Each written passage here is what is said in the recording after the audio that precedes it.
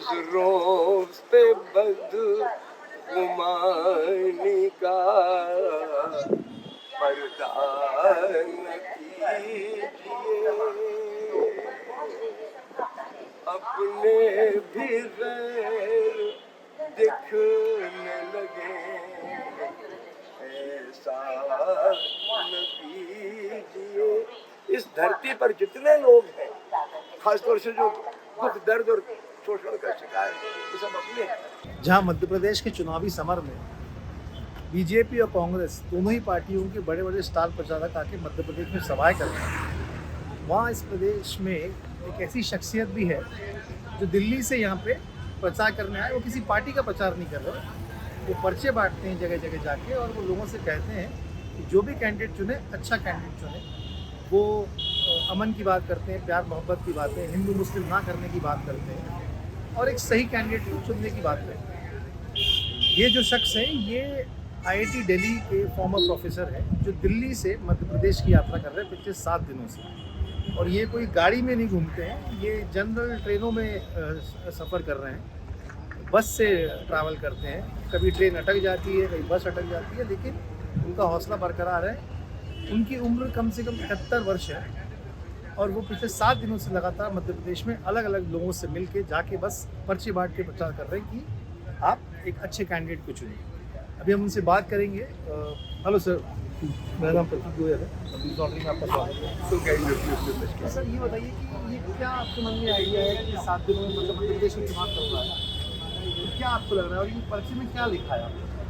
2-3 बातें मोटी मोटी हैं। पहली बात तो ये है कि इस देश में कई सालों से, ऐसे तो 20 बरस से, लेकिन पिछले 10 बरसों से खास तौर से इस किस्म की राजनीति चल रही है कि आदमी आदमी से दूर हो रहा है, और सरकार की नीतियां भी कुछ ऐसी आ रही हैं, केंद्र सरकार की खास तौर से, जिसकी वजह से सच कहने की हिम्मत लोगों की टूट रही है, और नफरत की, भेदभाव की बातें करने वाले, उनका महिमा मंडन होता है, उनकी आगे हर चीज़ सुनी जाती है। स्कूल कॉलेजों में उन्हीं को सुना जाता है। सच्ची बात कहने वालों के लिए दरवाजे बंद है। तो ये बात तो मैं चाहता हूँ कि कम से कम सोच की आज़ादी बरकरार हो। आप अकेले घूम रहे हैं, आपके पास कोई है नहीं, आपकी उम्र भी आपका काफ़ी है, तो आप ट्रेन से ट्रैवल करते हैं। तो आप अभी मैंने देखा आप दमोह भोपाल ट्रेन से पैसेंजर में ट्रेन की तरह भरी रहती है, बिल्कुल ऐसी ट्रेन आप ट्रैवल कर रहे हैं MP में। बहुत ग्रेट बसेस नहीं है, बेसिक बसेस में ट्रैवल कर रहे हैं, तो कैसे आप मैनेज कर रहे हैं? इसमें खर्चा ज़्यादा तो होता नहीं, तो अगर मुझे पेंशन मिलती है तो खर्चे की बात है, 200 चंदा भी देता हूँ, चंदा भी दे देते हैं काम के, तो बड़ी बात नहीं है। लेकिन एक चीज़ मैं नई पीढ़ी के जहन में डालना चाहता हूँ कि आपका फ़र्ज़ नौकरी करके परिवार का पेट भरना ही नहीं है। एक जिम्मेवारी आपके ऊपर ये भी है कि समाज में अगर जहर भरा जा रहा है, वो भी प्रधानमंत्री से लेके नीचे तक, तो आपका फर्ज है कि उसके बारे में आप घर से बाहर निकलो, 4 लोगों के दिमाग से उतारो। आपको क्या लगता है कि मीडिया क्या कर रहा है? मीडिया ये चुनाव का वक्त है ही, तो चुनाव जो क्या करता है उसके अलावा क्या करता है? मीडिया कई सालों से देख लो, जो टेलीविज़न मीडिया है या अखबार है, ज़्यादातर कुछ तो अच्छे भी हैं, लेकिन ज़्यादातर अखबार ऐसे सभी मुद्दे उठाते हैं, तोड़ने वाली बातें करते हैं, असली सवालों पर बहस नहीं होने देते। जैसे आर्थिक सवाल है, शिक्षा का सवाल है, लॉकडाउन में 50 लाख के करीब लोग मर गए, सरकारी आंकड़ा 4 लाख का, लेकिन तमाम आंकड़े आए। मेरा भी तजुर्बा, में गाँव में घूमता हूँ तो मेरा तजुर्बा है कि गाँव पीछे औसतन 5-10 आदमी मरे। देश में करीब 7 लाख गाँव है, तो अगर आप निकालो तो पता लगता है 50 लाख मरा है आदमी। अब उन सवालों पर सरकार की तरफ से क्या कार्रवाई की गई, उनकी राहत क्या दी गई, इस पर कोई चर्चा नहीं।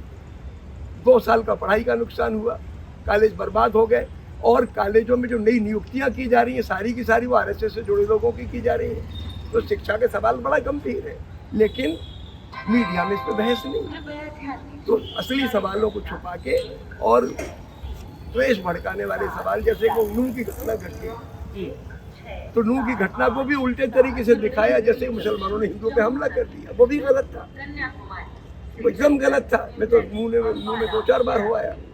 तो इस तरीके से मीडिया गलत करता है। तो सर जैसे कि ये जो स्टेशन पर यात्रियों का स्वागत, आपने बोला कि कांग्रेस अभी कांग्रेस की तरफ से कमलनाथ, ये दो लीडर्स में क्या आपको लगता है कि कौन एज अ बेटर एडमिनिस्ट्रेटर कौन बन सकता है? बेटा सरकारें इस वक्त मुख्यमंत्री चलाता नहीं, बदकिस्मती से सरकारें तो IAS तबका चलाता है।